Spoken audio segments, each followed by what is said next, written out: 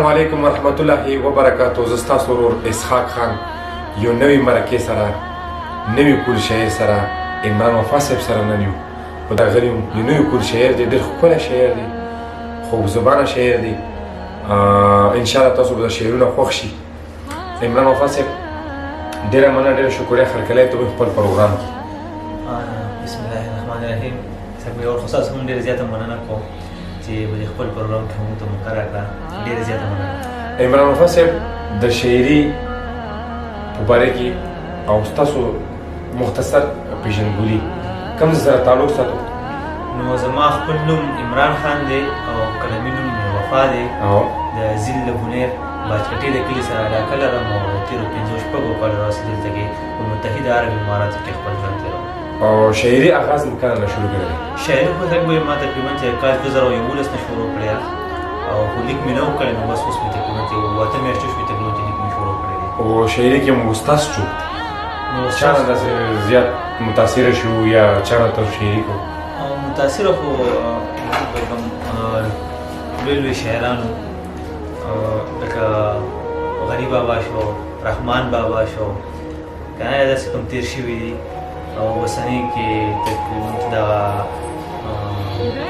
بغزال دانش صاحب شو، بابا کتار غني بابا شو، دا ټول شاعران مې اورېده. بس د هغوی نه متاثر شو، بس دې شاعر سره. او شعر هغه شته فیوچر کې د کتاب؟ نو کتاب خو اوس مې لیک شروع کړی دی او لیکم خپلې خرڅوي کوم کوشش مې شروع کړی دی انشاءالله کتاب لپاره خپلې منډې. د مسافرانو وروڼه او د پاکستان کې او دنیا کې څومره نړۍ کې مو پښتنې دا انتظار کوي لږ غزل شورته یا څو شعرونه ډالۍ غزل به درته ووایم. ارشاد. د غزل نه مخکې یو څو شعره دي، 2-3 شعره دي چې ګرانه زندگی ده که اسانه زندگی ده، ګرانه زندگی ده که اسانه زندگی ده، تیره بشي مړه ای روانه زندگی ده. او د چتراله تر اټکه جوړ قیامت دی. زبردست. د چتراله تر اټکه جوړ قیامت دی، د پنجاب تر هندوستانه زندگی ده. واو زبردست. او په خپل کور دننه هم په ویره ژوند کړی، په خپل کور دننه هم په ویره ژوند کړی، ستا هم مړه سخانه زندگی ده. واو. او زه واپس یې د لټون په تکل راغلم، زه واپس یې د لټون په تکل راغلم، ورځېدلې دلته مانه زندگی ده. واو زبردست. مننه. غزل ته وایم چې ارشاد. زه هم لیونی یم، هغه هم لیونی، زه هم لیونی یم، هغه هم لیونی، نوی مینتوب دی نو جذبه هم لیونی، نظر هم لیونی دی آینه هم لیونی، نظر هم لیونی دی آینه هم لیونی، مونږ دواړو ته ښکارېږي زمانه هم لیونی. مننه. او شعر دی چې باران ماښام او جام الله دې خیر کړي.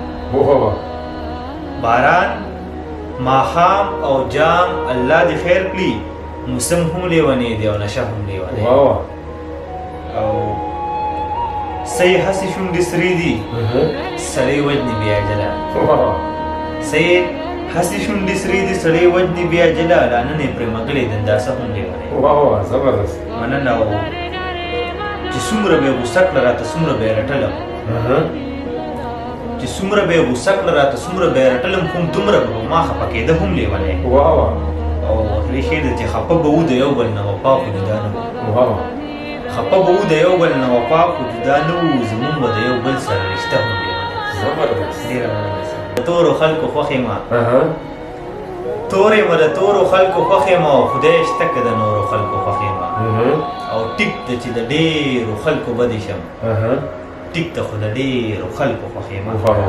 او یو غزل به ته بل ووایم چې ارشاد. ټوله شپه ویښ یم سحر ویده شم، ټوله شپه ویښ یم سحر ویده شم، د خوب ګولۍ وخورم اکثر ویده شم.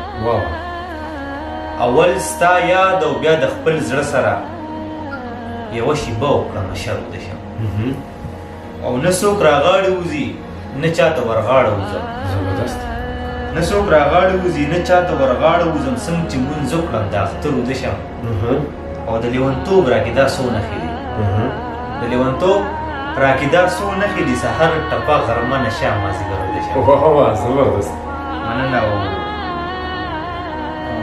موږ شعرونه رانه یادېږو هغې شعر دی چې اوښکې له سترګو مې چې ختمې شي نو هله وفا اوښکې له سترګو مې چې ختمې شي نو هله وفا قسم په خدای وکړه باور وده شم زبردست ډېره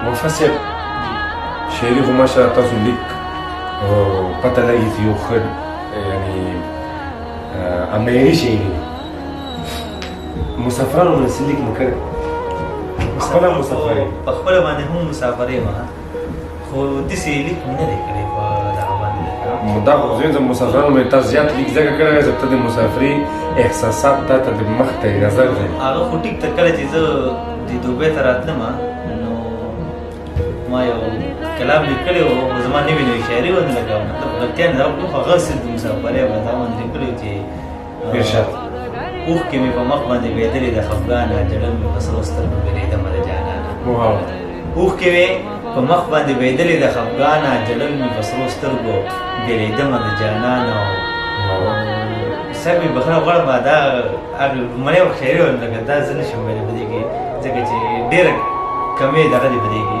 زما نوې نوې شاعري وه نو بهرحال په مسافر یم باندې ما داسې شعر نه دی انشاءالله فیوچر کې مو دا انشاءالله چې کوو به ما کوو انشاءالله کوشش وکړو ډېره مننه د کوم ډېره شکریه مو اکثر د یو کوشش وي زما اکثر ته ګورې ما یو کوشش وي زیاده مو پښتون څومره نړۍ کې پښتانه یو میل جوړ کې یو اتفاق پکار دی د یو بل سپورټ پکار دی ما اکثر د کوشش وي زه نوی شاعر راولم یو شاعر خاص مشهور شوی دی هغه والو سړی په سوشل میډیا پیژني یو هغه شاعر تر اوره چې هغه معیاري شاعري کوي بالکل هغه راوستل پکار دی فرانت لپاره نو ما دا کوشش دی چې زه فرانت راولم دا یو جهان مننه څه سوال څه جواب پښتنو ته نړۍ کې څومره پښتانه دي که اخري کې څه غږ لري نو زما خو ټوله ته دغه پیغام دی چې د یو بل سره په مینه محبت سره ژوند تېر کړئ لږه زندګي ده او ښه په خوشحالو باندې تېره کړئ پوه شو داسې ژوند تېر کړئ چې سبا درپسې خلک ارمان وکړي هغه یو شاعر وایي که نه منو خو هغه شعر یاد دی سوي خو وي چې لکه مطلب دې دنیا ته ټول بې نومه راغلي هنر راغلی چې خپل نوم پکې پیدا کړي داسې یو شعر دی نو ټولو ته دا وایم چې په مینه محبت سره ژوند تېر کړئ خوشحاله زندګي تېره کړئ او د یو بل سره چې څومره ښه کولی شي هغه وکړي بس دغه یو پیغام دی او دویمه دا چې